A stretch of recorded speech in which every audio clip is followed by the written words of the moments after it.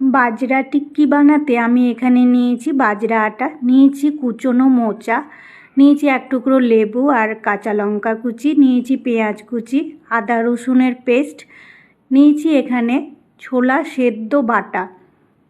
দেশি ছোলাকে আমি সারা রাত জলে ভিজিয়ে রেখেছিলাম, তারপরে সেদ্ধ করে নিয়ে সেটাকে পেস্ট করে নিয়েছি।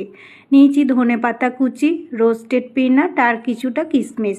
সব উপকরণকে একটা বাটিতে ঢেলে নিয়েছি।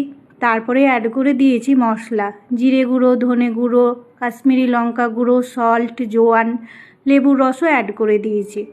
এবার হাত দিয়ে সব উপকরণকে ভালোভাবে মেখে নিয়ে টিক্কির শেপে গড়ে নিয়েছি। তাওয়া গরম হয়ে গেলে তাওয়াতে অয়েল ব্রাশ করে দিয়েছি। এবার টিক্কিগুলোকে সুন্দর করে সাজিয়ে দিয়েছি।